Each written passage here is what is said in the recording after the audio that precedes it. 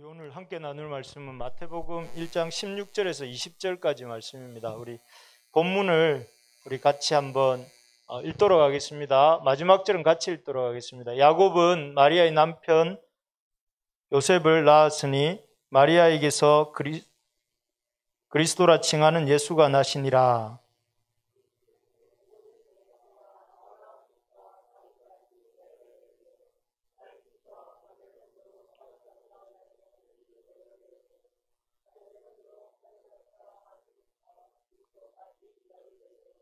예수 그리스도의 나심은 이러하니라. 그의 어머니 마리아가 요셉과 약혼하고 동거하기 전에 성령으로 잉태된 것이 나타났더니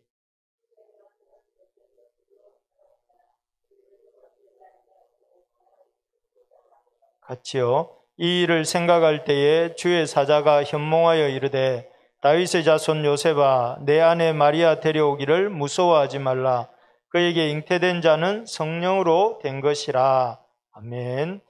성령으로 된 것이라 이런 제목으로 우리 지난주 우리 그 연합 예배를 드리면서 성령으로 잉태된 것 이런 제목으로 이렇게 말씀을 전했습니다. 그때 제가 이렇게 그 준비했던 본문 중 일부만 전했는데 오늘은 전체를 이렇게 자칫 전하려고 합니다. 하고 특별히 가만히 생각해 보면 이 성탄절이 끝나고 이제 새해가 시작되었는데 새해에 어떤 말씀을 우리가 전할까 이런 생각을 해볼 때에 사실은 교회력으로 보면 성탄절 이후가 주현절이라고 해서 주님이 이제 그 탄생하신 주님께서 이 세상에 나타내시고 자기를 활동하시는 그것을 이렇게 기념하고 기억하는 절기거든요.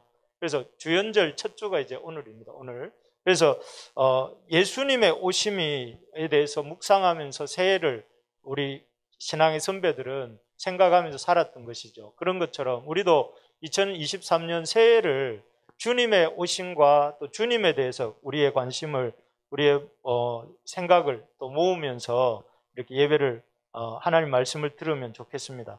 여러분 오늘은 그 성령으로 되신 예수님에 대해서 우리가 한번 생각을 해보려고 하는데요.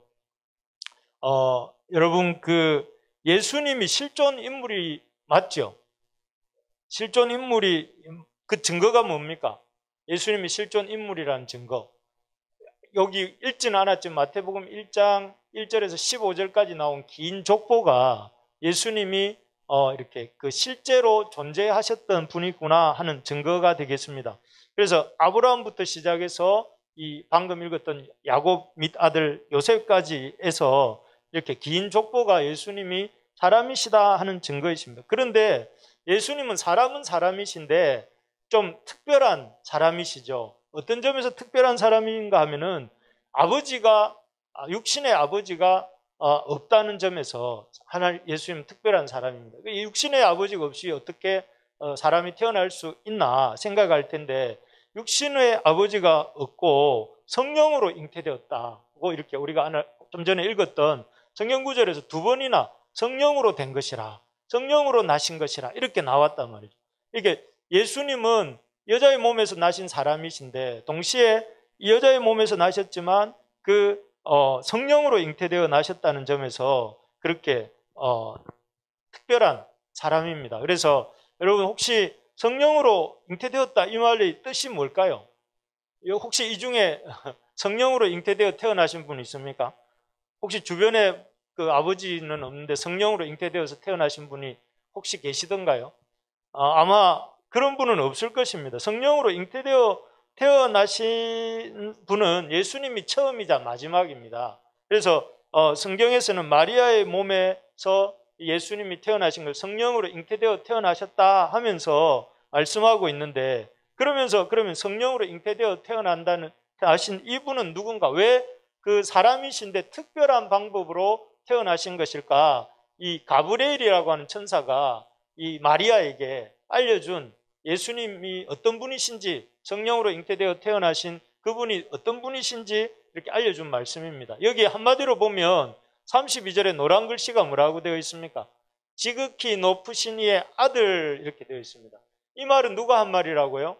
31절 32절이 가브리엘이라고 하는 천사가 한 말이에요. 가브리엘의 입장에서 가브리엘보다 더 지극히 높으신 분은 누구일까요?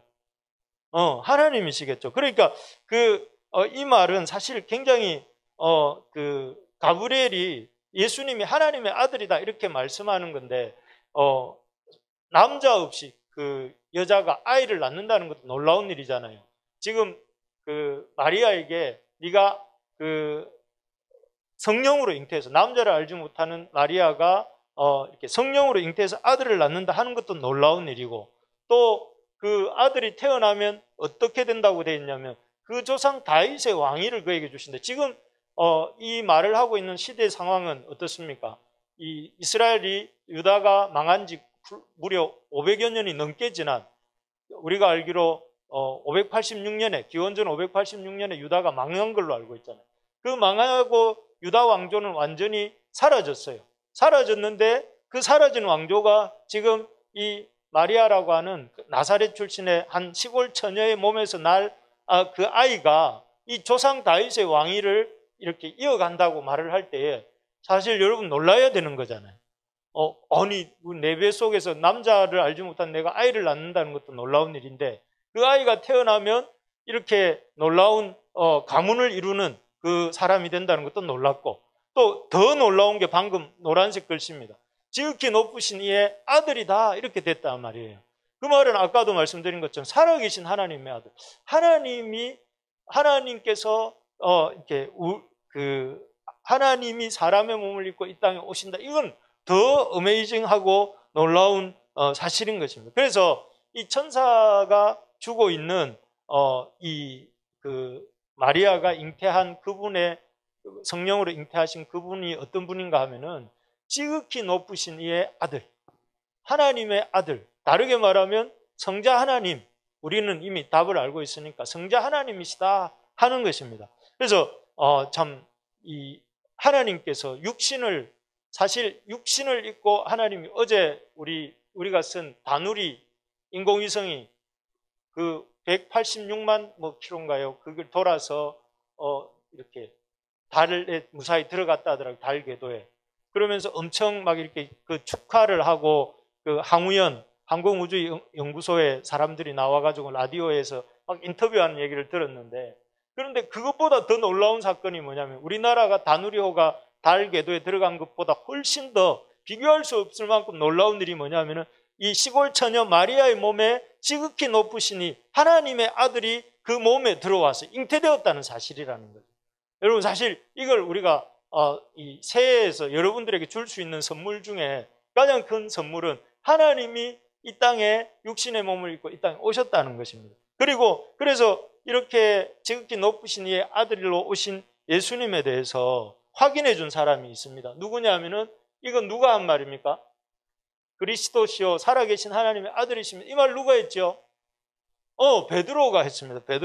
베드로가 참 이렇게 늘 베드로가 하는 사람이지만 이때는 참 이렇게 아주 정신 똑바로 차리고 말을 잘 대답한 것 같아요. 주는 그리스도요 살아계신 하나님의 아들. 아까 뭐라고 했느냐 하면은 지극히 높으신 이의 아들이라고 했는데, 베드로는 여러분 기억하셔야 될 게 뭐냐면 베드로는 어느 종족이죠? 족속이 유다인이잖아요. 유다인은 나면서 오늘도 우리 친구들이랑 아침에 주일학교 하면서 했는데, 눈 뜨고 자라는 끝까지 살아오는 동안에 제일 많이 읊은 게 뭐냐면 10계명 중에 제 1계명입니다. 1계명이 뭐죠? 나 외에는 다른 신들을 잊게 말라. 우리 그렇게 살아야 됩니다. 2023년도 돈이 신이 되면 안 되고, 오늘 보니까 느부갓네살이 신 노릇을 하려고 했는데 사람이 신이 되면 안 되고 자기 신상을 만들어 놓고 절하라고 했잖아요. 또 성공이 신이 되면 안 되고 건강이 신이 되면 안 되겠죠. 신을 만들어 놨는데 어쨌든 그런 이 베드로가 누구를 하나님이라고 했냐면 베드로는 그런 유대인이에요. 그래서 평생 하나님 외에는 다른 것을 신으로 섬기면 안 된다고 반복해서 외우고 고백하면서 살았는데, 그런 베드로가 지금 인간 예수를 향해서 뭐라고 고백하는 거예요? 3년 동안 같이 살아보니까 또 예수님을 겪어보니까 예수님이 누구라는 거예요? 노란 글씨 한번 읽어봅시다. 살아계신 하나님의 아들. 이게 사실은 유다인들 입장에서는 어마어마한 고백입니다. 이건 보통 사람이 할 수 있는 고백이 아니고 정말 특별히 그렇게 느끼지 않으면 할 수 없는 고백. 이게 사실 베드로가 12제자를 대표해서 한 고백이지만 살아계신 하나님의 아들이라는. 그리고 이 사실을 너무 이 사람들이 이렇게 중요하게 생각했어요. 제자들이. 그래서 얼마 정도 중요하게 생각했냐면 이 예수님을 살아계신 하나님의 아들이라고 인정하지 않는 사람은 뭐 어떻게 했을까요? 제자들이. 예수님 살아계신 하나님의 아들이라고 믿어? 안 믿어. 안 믿는다고 그래요. 어떻게 사람이 하나님이 될 수 있냐? 하나님의 아들일 수 있냐? 이렇게 말을 하면 그런 사람들을 가리켜서 요한 1서에 가보면 이 요한이 이렇게 말해요. 예수께서 그리스도이심을 부인하는 자는 뭐라고 했어요? 적 그리스도다. 이단이 저주를 냈다니, 저주. 그러니까 예수님을 하나님이라고 인정하지 않는 사람은, 예수님의 그 신성을 부정하는 사람은, 그 사람은 이 교회 공동체에 들어올 자격도 없고 우리는 상종도 안 하는 저주받을 자다. 적 그리스도다. 이렇게 평가를 한 거예요. 그렇다면 얼마나 그 유다인들, 그 예수님의 12제자가 확실하게 예수님이 살아계신 하나님의 아들, 성령으로 잉태되신 그분은 지극히 높으신 이의 아들이고, 또 지극히 높으신 이의 그 아들은 살아계신 하나님의 아들이고, 그렇다는 걸 이제 제자들이 확인을 한 것이죠. 여러분도 예수님이 살아계신 하나님의 아들, 성자 하나님이신 것을 동의하시죠? 우리가 우리 사도신경을 고백할 때마다 뭐 고백합니까? 전능하사 천지를 만드신 하나님 아버지를 믿사오니 그의 외아들 우리 주 예수 그리스도를 믿사오니, 삼위일체가 들어가 있거든요. 사도신경 속에는 성부 하나님의 신성에 대한, 성자 예수님에 대한 신성에 대한, 성령 하나님에 대한, 그리고 교회에 대한 이 네 가지 고백이 들어있는 게 이 사도신경이잖아요. 그래서 우리가 예수님의 하나님의 아들 되심을, 성자 하나님 되심을 고백하는 거예요. 그래서 베드로도 그 가브리엘이 마리아에게 전해준 그분이 예수님이 지극히 높으신 이 아들이라고 했던 그 고백이 옳다 하는 것을 이 베드로가 또 예수님의 제자들이 인정을 했어요. 그러면 이런 천사와 제자들이 인정한 이 사실에 대해서 이 하나님은 뭐라고 말씀하시는가? 하나님이 너 다 틀렸다. 너 지금 베드로 네 말도 틀렸고 가브리엘 내가 안 보냈다. 이렇게 말해버리면 어떻게 되는 거예요?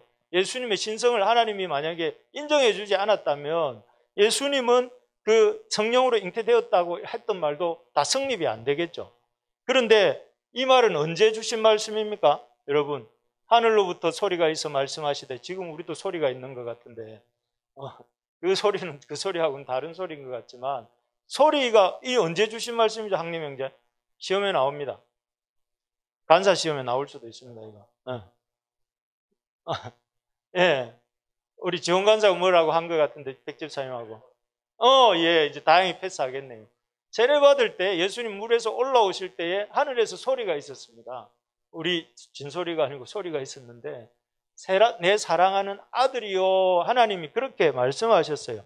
그래서 여기 보면 그 예수님 행세하고 다니는 것, 하나님의 아들 행세하고 다니는 것을 확 뒤집으신 게 아니고, 하나님께서 예수님 맞다, 예수가 내 아들이다 하고 모든 제자들의 귀에 이렇게 마태와 마가와 누가와 요한이나 이런 사람들이 다 이렇게 그 복음서에 기록할 만큼 예수님의 하나님의 아들 되심을 확실하게 이렇게 기록해 남겼습니다.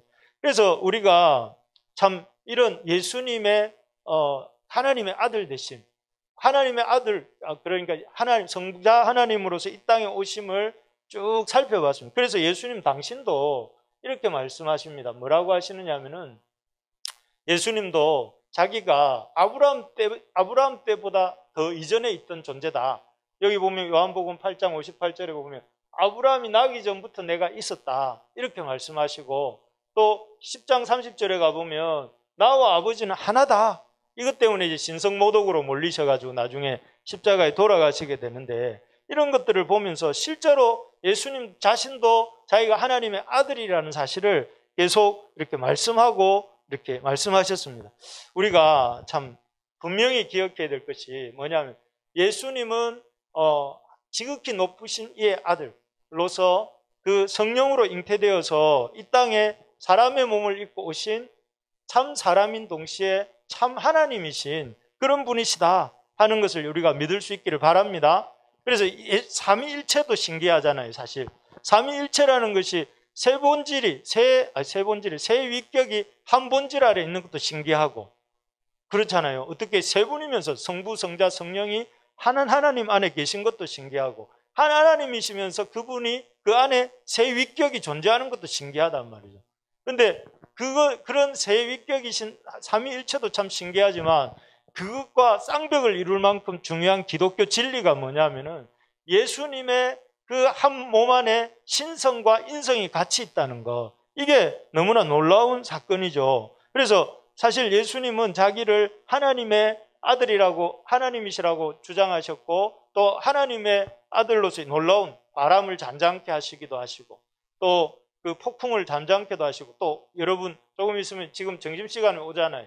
오병이어를 가지고 5천 명을 먹이시기도 하시고, 또 예수님 죽은 나사로를 살리기도 하시고, 이런 놀라운 기적들을 행하실 수 있었던 것은 예수님이 단순하게 아주 4대 성인 중에 한 분이 아니라는 걸 보여주는 그런 어떤 증거들이죠. 그래서 우리가 오늘 나중에 부를 건데 그 노래 불렀지 않습니까? 제가 지난주 여기서부터 이제 설교를 했었습니다.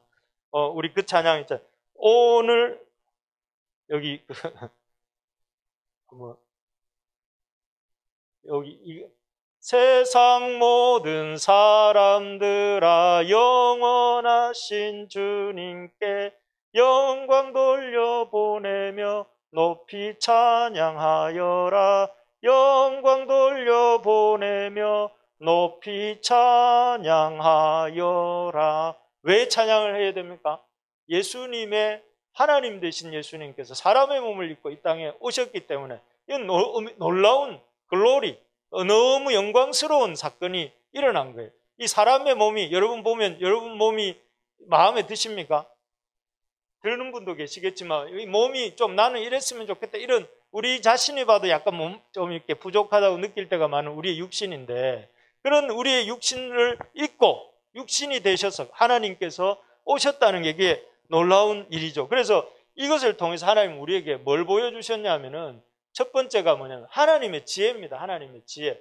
여러분 지난주에 기억을 한번 더듬어 보시면 하나님께서, 하나님의 속성은 뭡니까 여러분? 우리 공유적 속성과 비공유적 속성 이런 거 얘기하잖아요.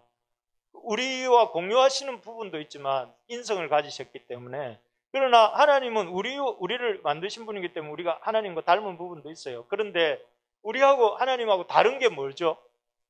하나님과 우리가 다른 게 뭡니까? 하나님은 무한하세요.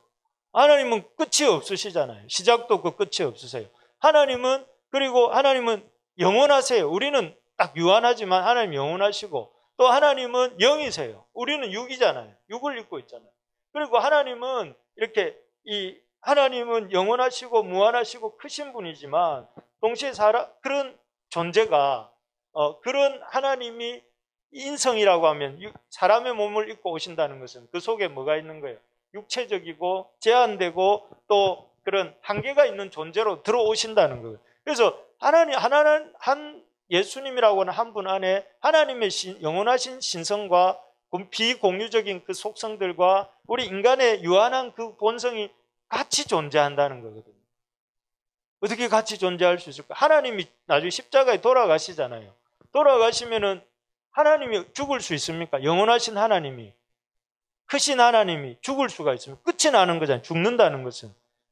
죽음이라는 것은 끝이 나는 것이고 단절이 되는 건데, 영원하신 분이 어떻게 단절이 될 수 있겠습니까? 그런 사건이 가능해진 것이 예수님의 성육신이거든요. 그래서 여러분, 이 하나님이 사람이 되셨고 참 사람인 동시에 참 하나님이시기 때문에 가능한 일이 뭐냐면은 첫 번째가 대속적 죽음이 가능해요. 우리의 죄가 없으신 분이기 때문에, 성령으로 잉태된 지극히 높으신 이의 아들이기 때문에 죄가 없으신, 죄 있는 부모에게서 태어나지 않았기 때문에 그 예수님이 우리의 죄를 대신할 수가 있습니다. 죄 없는 사람이 죄를 대신할 수 있잖아요. 대속적 죽음이 가능하고, 또 하나는 뭘까요? 예수님이 참 하나님이시고 동시에 참 사람이시기 때문에 뭐가 가능하냐면은 이 대속적 죽음 이후에 부활이 가능하시고, 부활하신 이후에 승천이 가능하시고, 승천하신 이후에 성령 하나님을 보내주시는 부활과 승천과 성령 보내주심과 다시 오심이 가능하게 됩니다. 이게 예수님이 하나님이신 동시에 사람이시기 때문에 그런 거예요. 또 뭐가 가능? 예수님의 그 이 참 하나님이신 동시에 참 사람이시기 때문에 지금 다시 영으로 우리 가운데 임하여 계시잖아요. 영적으로 우리의 인생의 목자가 되어주고 이끌어 주심이 가능한 거예요. 여러분 지금 제가 말씀드린 거 이해가 됩니까? 학리명제 이해가 됩니까? 아직 정신은 파주에 있는 거 아닙니까? 이게 가능하다는 거. 세미자매 오래간만에 오니까 좀 제가 좀 낯설죠, 제 설교가. 어제 들었구나, 어젯밤에. 그래요. 어쨌든 제 말 이해가 좀 됩니까? 예.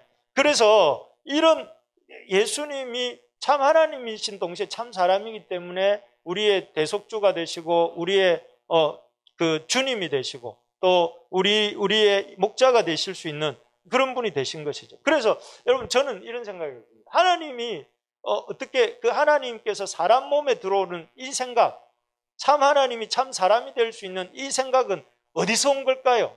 이게 고린도서에 보면 이게 하나님의 지혜라고 했거든요. 바울은 하나님의 지혜가 하나님의 지혜다 이렇게 말을 했는데 이런 지혜를 누가 강구해낸 걸까요? 그때도 말씀드렸죠. 천사들이 이렇게 말했습니까?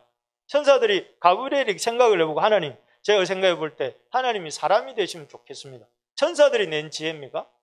아니면은 사람 중에 누가 하나님 좀 사람이 좀 되어주시면 우리가 좀 이 문제를 해결할 수 있을 것 같습니다. 아닙니다. 아닙니다. 누가 이 아이디어를 낸 걸까요? 하나님이 내신 거예요. 하나님. 참 하나님이 참 사람이 되시려고 하는 것은 이것은 하나님의 지혜입니다. 하나님의 지혜. 그래서 바울도 그렇게 말. 깊도다. 우리 저게 제 말인 것 같지만 그 바울의 말. 깊도다 하나님의 지혜요. 하나님이 너무 지혜로우신 이 인간의 죄 문제를 이렇게 해결하기 위해서 그 너무나 놀랍게 이 성육신 하셨다는 거예요. 그래서 아까 불렀던 이 찬양이 나온 거예요. 영광 돌려 보내며 높이 찬양하여라. 할렐루야 불러라는 거예요. 우리 오늘 그래서 찬양, 우리 지원 간사님이 수련회 갔다 와가지고 목도 아픈데 지금 오늘 성육신에 관한 찬양을 쭉 4곡, 5곡 우리 불렀잖아요. 부르면서 우리가 계속 초점이 뭐였냐면은 예수님, 하나님이 사람이 되셨다는 거예요. 그래서 여러분 그 지혜가 바로 하나님이 내신 지혜고 그 지혜로 인해서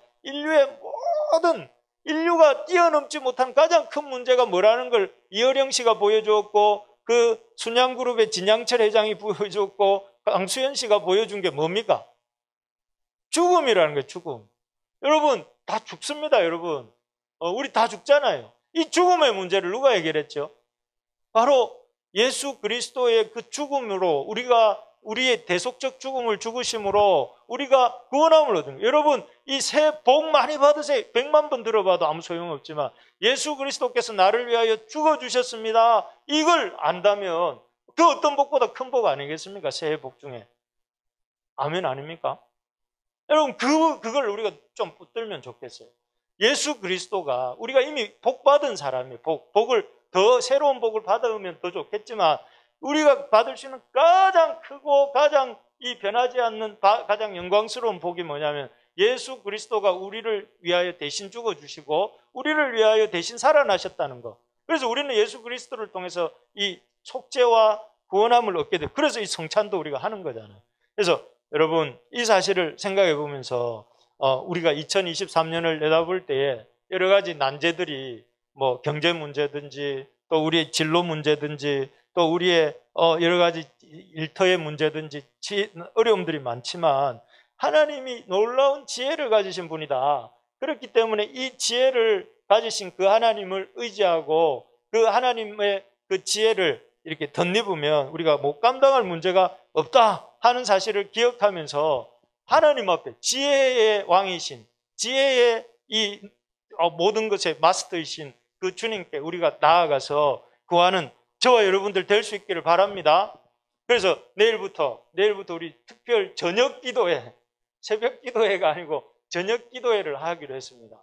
그래서 여러분 내일 저녁 8시에 우리 줌으로 또 오프라인으로 이렇게 모여서 저희들은 교회에서 할 건데 와서 같이 기도합시다. 줌으로 들어오셔도 되고요. 또 이렇게 오프라인으로 들어오셔도 됩니다.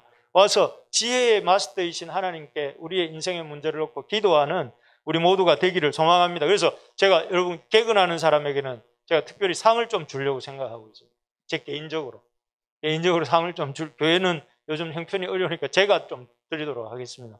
그래서 저랑 이렇게 누구는 보니까 만나서 밥 한 번 먹는데 몇 억씩 하던데 저하고는 만나면 몇 억까지는 안 받으면 제가 밥 사줍니다.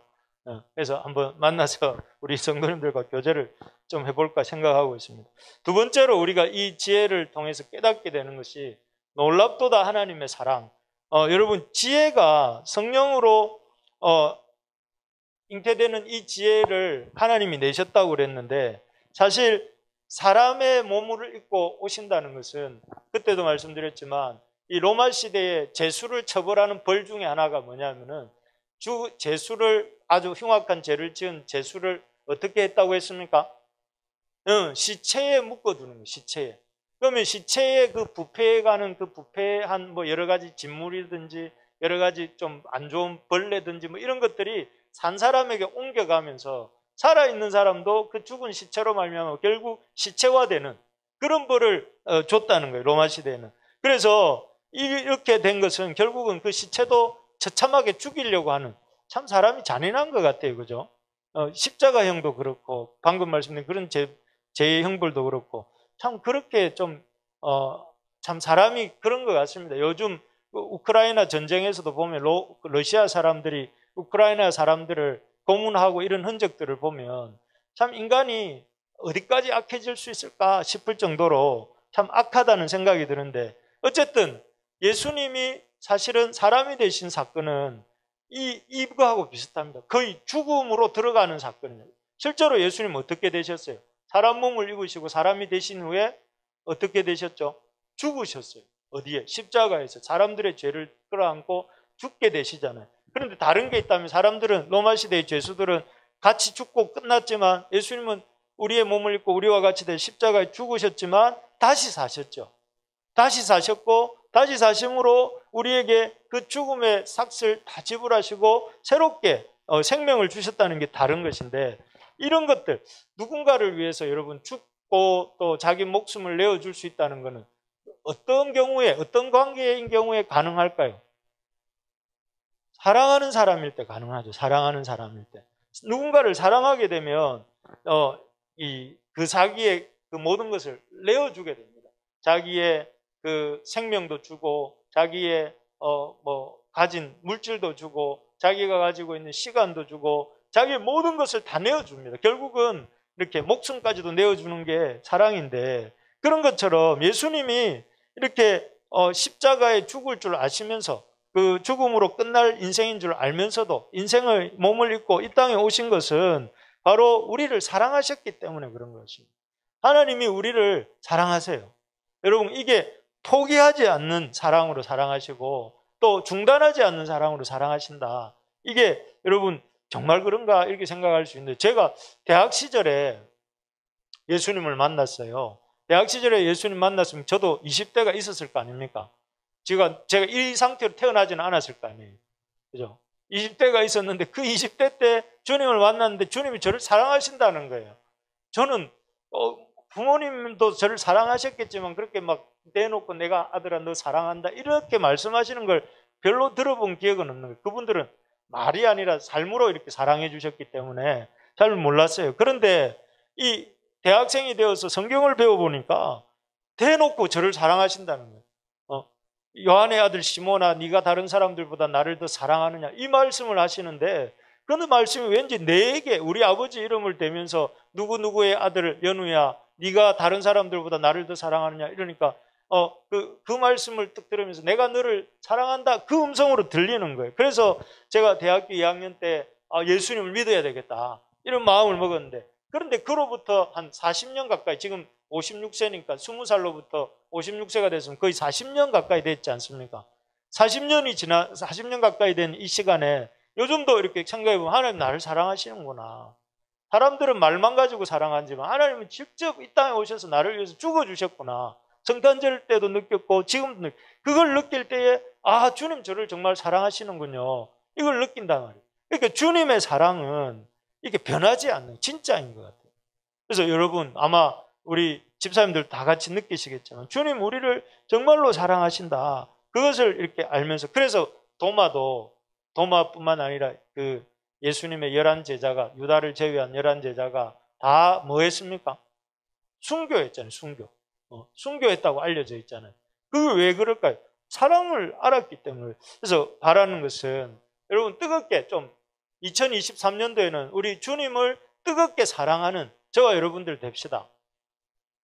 그게 어떤 걸까요? 주님을 가까이 하는 거겠죠. 우리가 주님을 사랑한다는 것은 주님을 가까이 하는 것인데 어떻게 보이지 않는 주님을 가까이 할 수 있습니까? 하나님 말씀을 가까이 하고 주님과 교제하는 시간을 많이 내는 게 우리 주님과 가까이 하는 거지 않겠습니까? 그래서 우리 두 번째가 말씀입니다. 말씀. GOBF 이래가지고 말씀, GBOF 해가지고 말씀 바이블, 우리 바이블을 열심히 읽는 한 해가 되기를 소망합니다. 이제 마지막 말씀입니다. 결론입니다. 근심하지 말랍니다. 하나님이 우리를 사랑하시고 우리를 지혜로우신 그 하나님께서 우리를 사랑하신다. 이 말은 우리에게 이렇게 연결이 됩니다. 근심하지 말라. 우리 한번 읽어봅시다. 요한복음 14장 1절 말씀입니다. 시작. 너희는 마음에 근심하지 말라. 하나님을 믿으니 또 나를 믿으라. 우리 옆에 있는 분한테 이렇게 근심하지 마십시오. 이렇게 한번. 근심하지 마시기 바랍니다. 여러분 근심 없는 분, 나는 근심 걱정 아무것도 없습니다. 내가 보니까 예주는 없는 것 같아요. 예주는 우리 힘든 과정을 통과하고 이제 조금 근심이 적을 때인 것 같습니다. 근데 어쨌든 여러분 근심 걱정 많죠? 저는 많습니다. 근심 걱정이 많습니다. 뭐 교회를 봐도 또 우리 나 자신을 봐도 우리 모든 걸 돌아보니까 참 기도 제목이 참 많구나 이런 생각이 드는데 오늘 하나님이 아침에도 무화과 나무 열매 없어도 포도나무 열매가 없고 무화과 나무 잎이 마르고 외양간에 송아지가 없어도 우리 앞에 찬양에도 그렇고 주일학교 찬양에도 그렇고 그 찬양을 들으면서 좀 마음에 이렇게 했는데 이 요한복음 14장 1절 말씀 보니까 근심하지 말라 이러세요. 근심하지 말 수 있기를 바랍니다. 여러분 하나님이 그렇게 지혜로우신 분이고 우리를 사랑하신다면 어떤 문제가 날씨가 계속 추워지고 여러 가지 뭐 전기세도 오른다고 가스세도 오른다고 또 여러 가지 취업할 어떤 취업난은 더 심해진다 하고 또 사람들은 더 완악해지는 것 같고 뭐 이런 것들 때문에 근심 걱정이 많지 않습니까? 몸도 옛날 같지 않고 그럴 때에 여러분 우리 어떻게 해야 된다고요?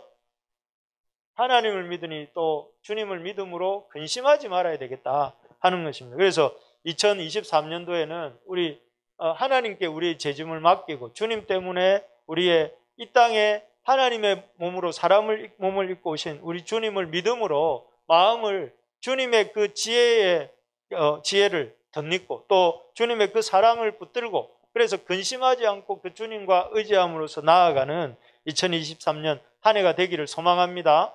그래서 예수님으로 인해 가지고 근심하지 말고 아무것도 염려하지 말고 사람이 감당치 못할 시험당함을 허락지 않으려 하시고 시험당할 쯤에 또한 피할 길을 내신다는 것을 믿음으로 하나님 앞에 나아가서 기도하고 구할 수 있는 우리 부르심의 가족들 됩시다. 그래서 우리가 2023년도에는 근심이 아니라 하나님의 사랑과 지혜를 덧입는 저와 여러분들 될 수 있기를 간절히 소망합니다.